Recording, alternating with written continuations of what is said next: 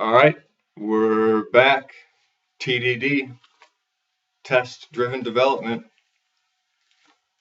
Today, we're going to talk about cause and effect of being misunderstood from domain to domain or context to context. Why does this happen to certain people? Talk about preconceived notions, bad faith argumentative posturing. I'll get into all that later. So let's just do a thought experiment to get this started properly. So in our thought experiment, say you had a person being monitored close to 24/7 without a scientific or business contract in place. Now, first of all, you'd probably ask, well, why or how would this ever even happen? So let's just go broad and say you have a person of interest, and let's say some powerful groups are trying to persuade an individual from one direction towards another per their group's interests.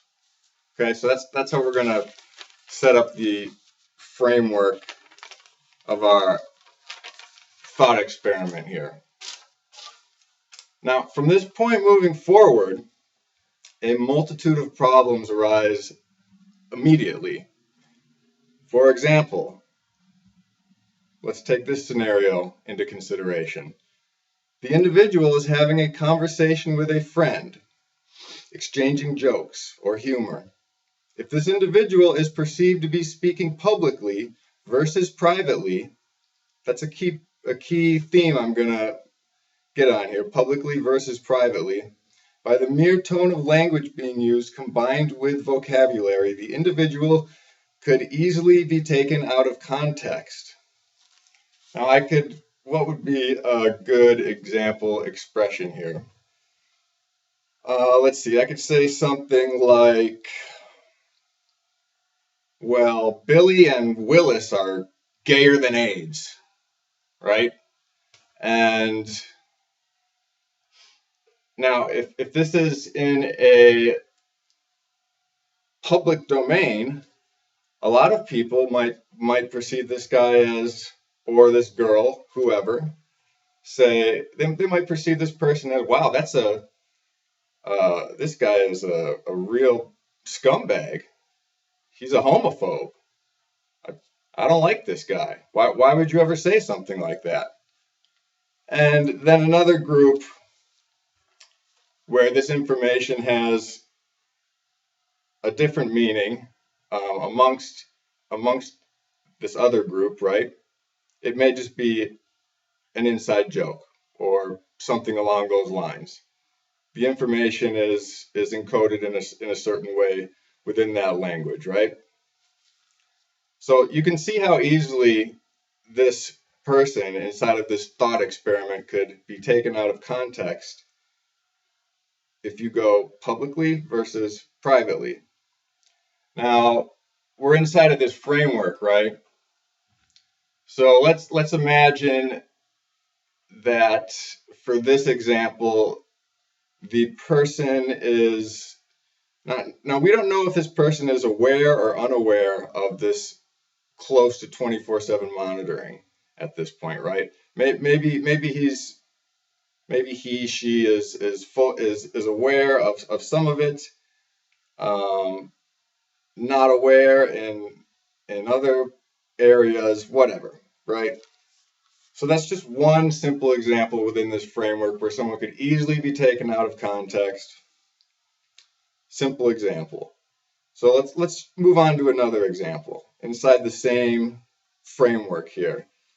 So the individual is commenting casually on passive information while watching television. Again, if the individual is presented or perceived to be speaking publicly versus privately, and expressions such as, let's say you're watching whatever, some dating show or something, and this person says, man, I would break my dick off inside of that chick and leave it there. Right? Now in the public domain, many people might say, wow, this guy is obviously a misogynist. He's probably single, and they may assume all kinds of garden variety of other things, right?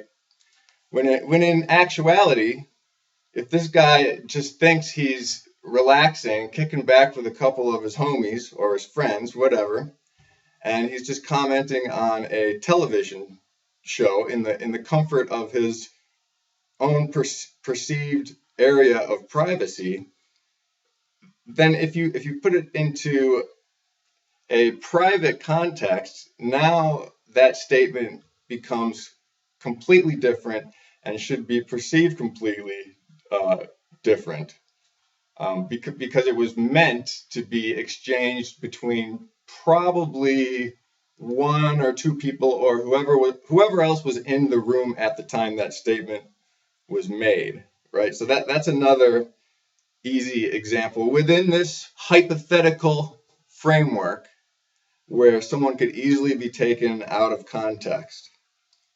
So let's take the inverse of the prior two instances with some variation.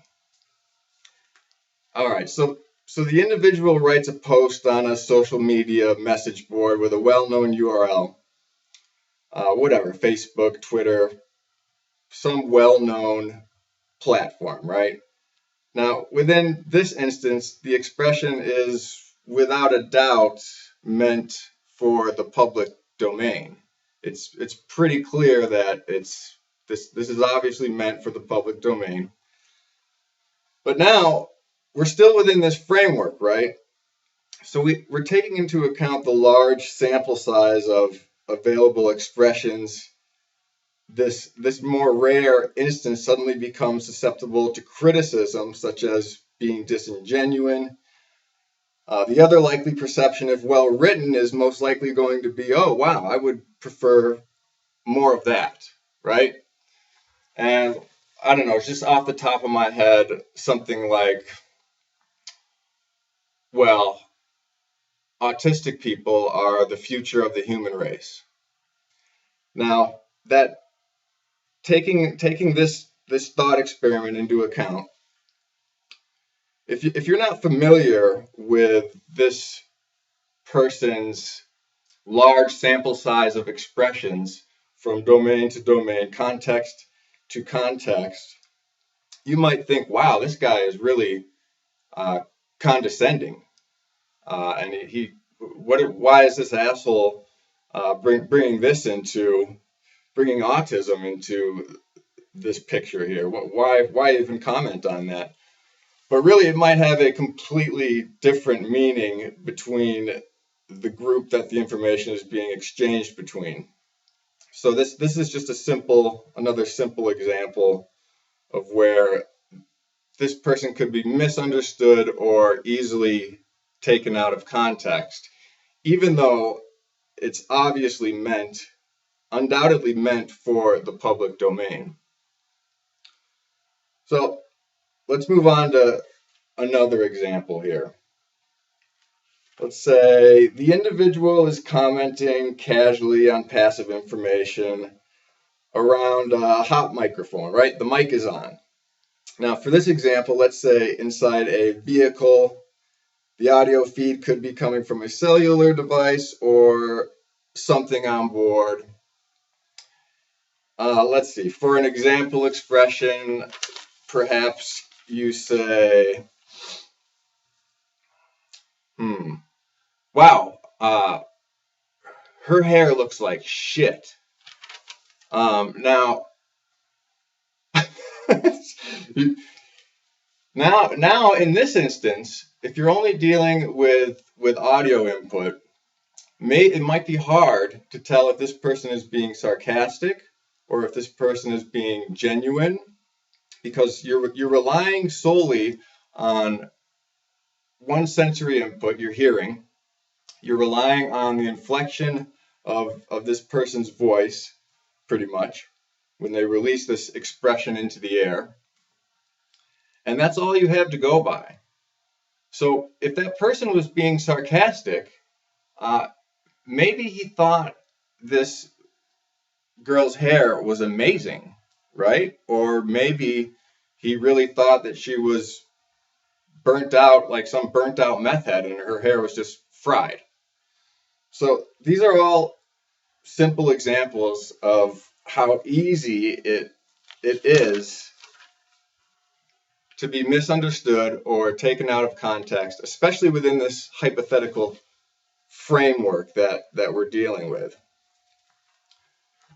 All right, so let's see. Let me see where I'm at here with my notes here. And I brought a new chair up here just so I could stay comfortable. Okay. Yeah.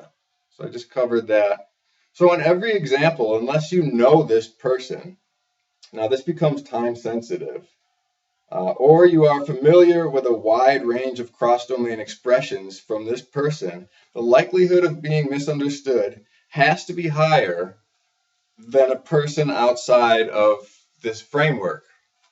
Now, of course, I'm going to argue that those of us who have met online and been in the trenches together during various events or arguments may know each other better than some we see in person somewhat frequently.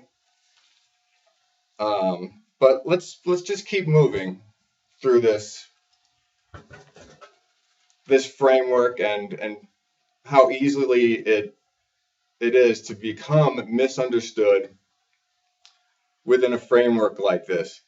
And this happens even outside of this framework. It becomes super easy for everyone who is on social media to be taken out of context when you're dealing with like a couple pitfalls like preconceived notions or people who are doing bad faith argumentative posturing. So let's get to preconceived notions. Now, it should be easier to understand why someone within our hypothetical framework here becomes unfairly susceptible to preconceived notions. If you're judging this person from one domain, you are bringing your preconceived notions with you to the next, whether you intend to or not. Now, it may be to a varying degree, but it's still going to happen. Your preconceived notions are going to come with you if you're dealing with this person in this hypothetical framework. Other people probably don't have to deal with this. Now let's move on to the next thing. So let's take that varying degree to the next pitfall, which I would summarize as bad faith argumentative posturing. First, let's define what this is. In simplest form, it's taking an emotion-based position, only considering one side, that is the side that appeases your emotional response. Now, this happens to everyone. If we consider our thought experiment, like the framework, it's not a stretch of the imagination to surmise this individual is at a higher risk for this brand of targeting.